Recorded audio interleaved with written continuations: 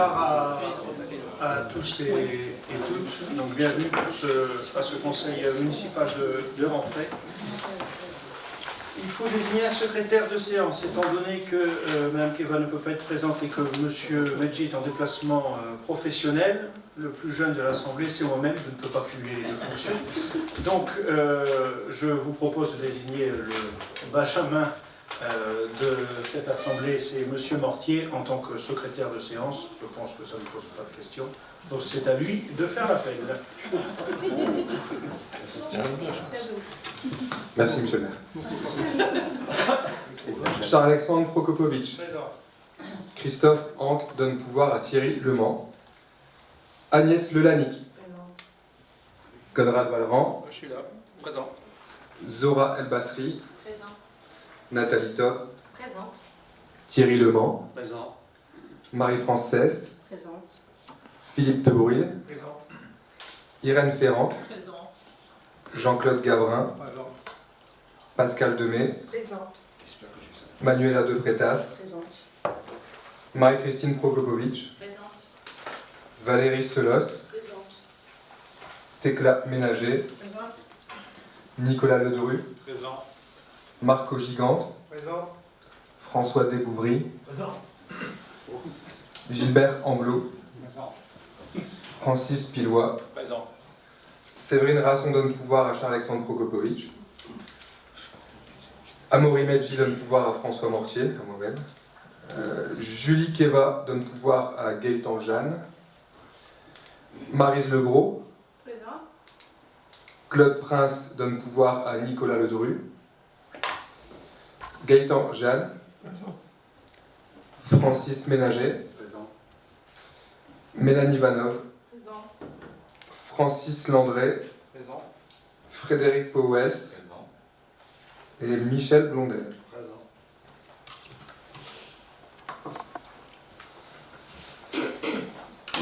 Merci. Alors, avant de passer à l'approbation du procès verbal et d'examiner les délibérations, j'ai quelques annonces ou informations à vous donner. La première, mais vous en êtes tous au courant, nous avons un nouveau Premier ministre, mais nous n'avons pas de nouveau gouvernement. C'est important quand même de le dire, à chaque fois on se tient comme au courant des évolutions nationales. Ensuite, la date des élections municipales a été fixée, les dates ont été fixées les 15 et 22 mars, donc la fin de mandat de notre Assemblée aura lieu après ces élections, donc au mois de mars 2026.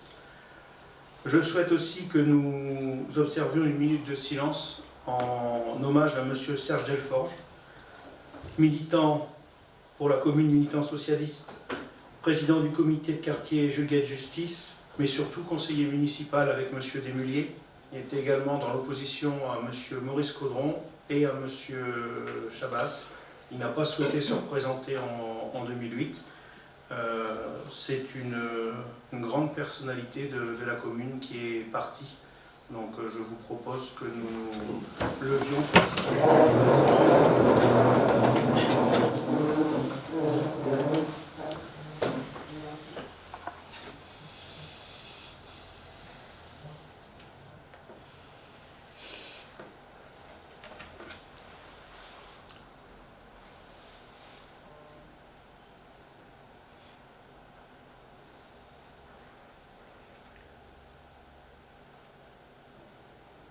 Je vous remercie.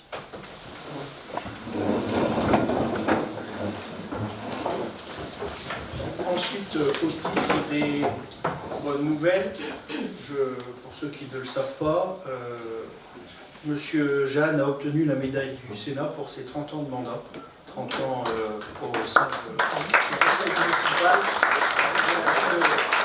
C'est la loi. Je vous informe que cette médaille n'est qu'un titre honorifique et qu'elle n'apporte aucun avantage, contrairement aux anciens premiers ministres. Voilà, ce n'est que purement une honorifique et c'est le sénateur Olivier Hénaud qui lui a remis. Donc nous passons maintenant à l'approbation du procès verbal. Y a-t-il des questions? Non, donc on peut le considérer comme adopté. Nous allons donc passer à la première délibération, attribution d'indemnité de maniement de fonds. Alors, dans le cadre des régies communales, les régisseurs titulaires et leurs suppléants manipulent des fonds publics pour le compte de la collectivité. Cette responsabilité financière particulière justifie le versement d'une indemnité spécifique, dite indemnité de maniement de fonds. Jusqu'en 2025, cette indemnité ne pouvait pas être cumulée avec le régime indemnitaire RIFSEP. Or, l'arrêté du 21 janvier 2025 a modifié celui du 27 août 2015 en ajoutant explicitement l'indemnité de maniement de fonds à la liste des indemnités cumulables avec le RIFSEP. Il s'agit donc d'instaurer cette indemnité au profit des régisseurs et de fixer son montant. Cette décision permettra de sécuriser juridiquement le dispositif et de répondre aux préconisations de la trésorerie. Vu l'avis favorable du comité social territorial en date du 4 septembre 2025, après examen en commission finances, RH, administration générale et développement économique, il vous est proposé de voter cette délibération. Y a-t-il des remarques? Non? Donc on peut passer au vote. Qui s'abstient, qui vote contre? Adoption à l'unanimité. Tableau des effectifs concernant l'école de musique. Alors, c'est une création d'un poste en filière culturelle pour un assistant principal d'enseignement artistique en musique qui équivaut à 3 heures. C'est en temps complet 3 heures. Je pense qu'il n'y a pas de question par rapport à ça. C'est pour pouvoir assurer le fonctionnement de l'école de musique et ne pas devoir empêcher à des personnes de pouvoir exercer leur art. Y a-t-il des questions, des remarques? S'il n'y a pas de remarques, on peut passer au vote. Qui s'abstient, qui vote contre? Délibération adoptée à l'unanimité. Donc, autorisation de l'ouverture dominicale de 2026.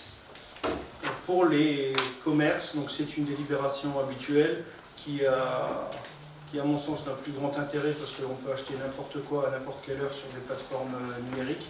Mais pour les dimanches, nous devons donner une autorisation. Nous donnons l'autorisation avec avis conjoint et conforme de la ville de Lers pour le centre commercial et de la métropole. Voilà. Y a-t-il des remarques ou des questions sur le sujet? Non, on peut passer au vote. Qui s'abstient, qui vote contre? Adoption à l'unanimité. Ensuite, nous allons passer à, comme M.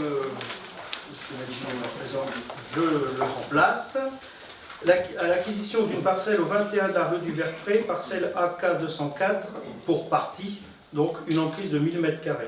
Comme vous le savez, la ville a acheté le site d'Aluin en 2020. On avait toujours dit qu'on attendait la vente des terrains à côté pour pouvoir acquérir et augmenter le périmètre de cette maison et surtout du bois derrière, donc des 1000 m².